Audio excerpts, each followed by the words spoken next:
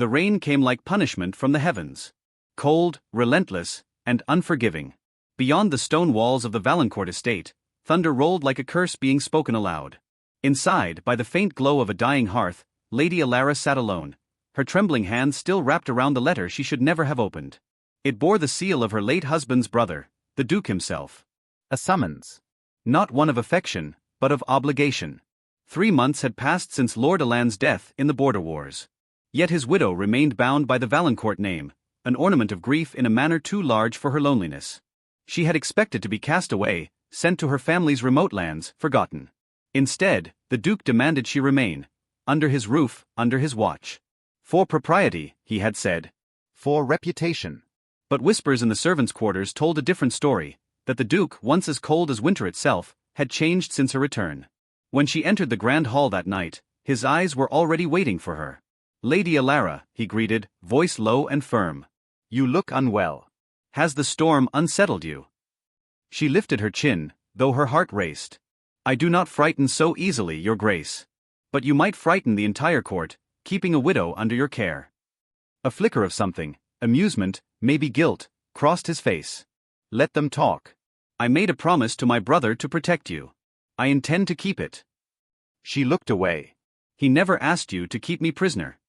His jaw tightened. "No. But he also didn't ask me to let you fade into ruin."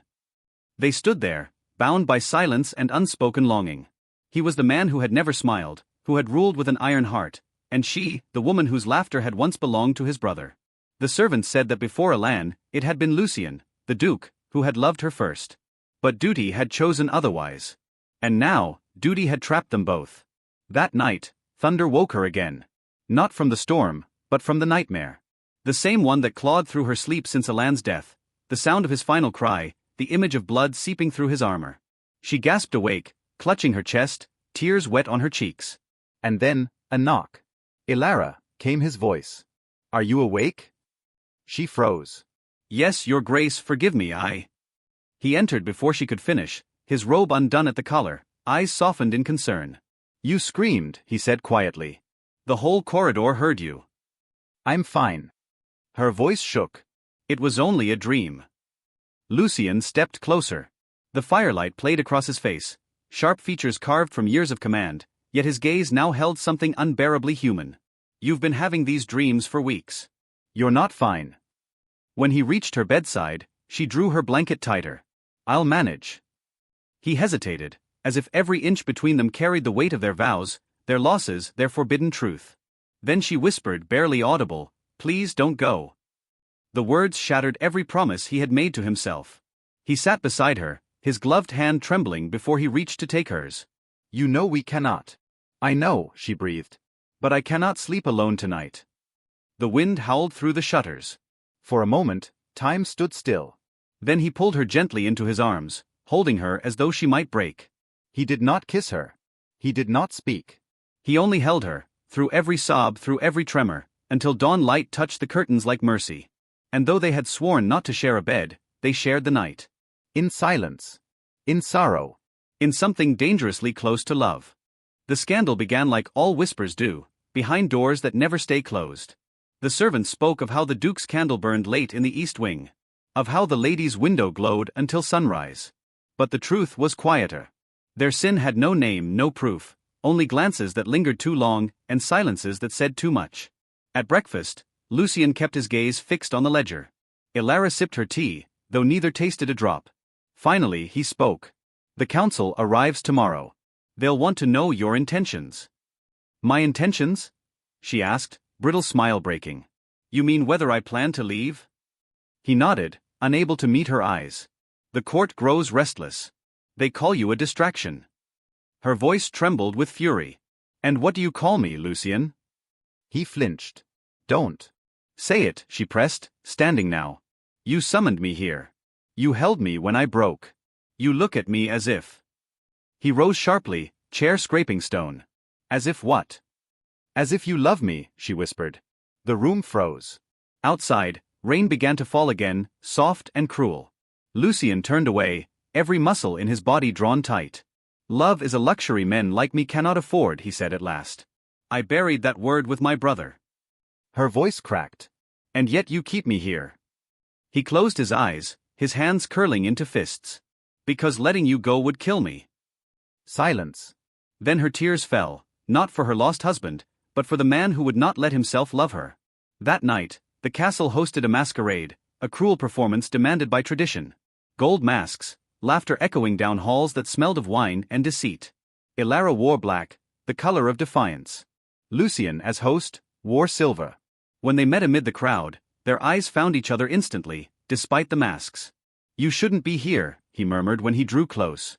And yet, here you are, she replied. When the music began, he extended a hand. One dance, he said softly. The moment their fingers touched, it was as if the world stopped breathing. Every step pulled them closer, her heart against his chest, her perfume like memory. But as they turned, Elara caught sight of the Dowager Duchess, Lucien's mother, watching from the balcony. Her gaze was icy, sharp as a blade. Elara faltered. She knows, she whispered.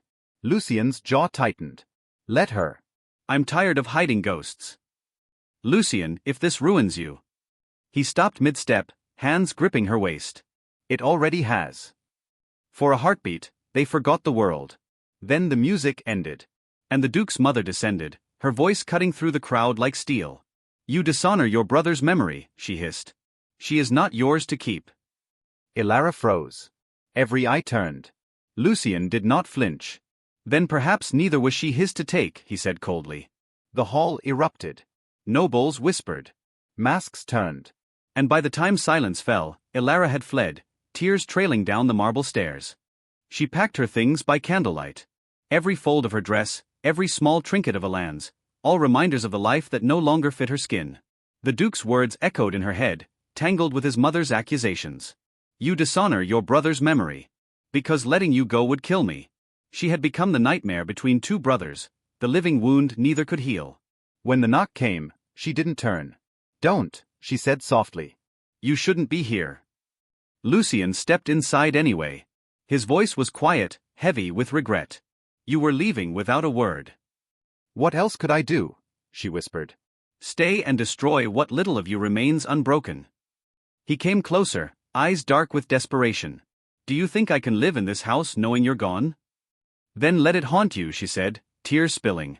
Better a haunted man than a damned one. He caught her wrist, gently, pleadingly. Elara, look at me. When she did, she saw it at last. Not the Duke, not the cold ruler, but the man who had loved her in silence long before the world claimed her for someone else. Tell me to leave, he said. And I will. I'll never touch you again. But don't ask me to forget you. Her lips trembled. You think I could? He brushed a tear from her cheek, his thumb lingering too long. Then what are we to do? Pray, she said softly. That mercy is kinder than love. Dawn came gray and hollow. Lucien watched from the balcony as her carriage rolled down the long road, vanishing into the mist. The castle seemed to crumble with every turn of its wheels. For weeks, he did not eat, did not speak. Only walked the empty corridors where her laughter used to echo. Until one night, a letter arrived, sealed not in wax, but in a single black ribbon. He broke it open, trembling. Lucien. I dream still, of thunder, of blood, of your arms around me when the world was too cruel to bear. Perhaps that was our mercy, to be given one night before the world remembered its vows. I do not curse our love. I only pray that in another life, we meet without sin. E. The ink was smudged, as if written through tears.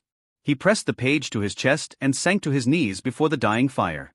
Outside, the first snow began to fall, silent, pure, merciless. And within the castle of Valancourt, the Duke whispered her name like prayer. Between nightmare and mercy, he said softly, I chose you. But love, as always, chose ruin.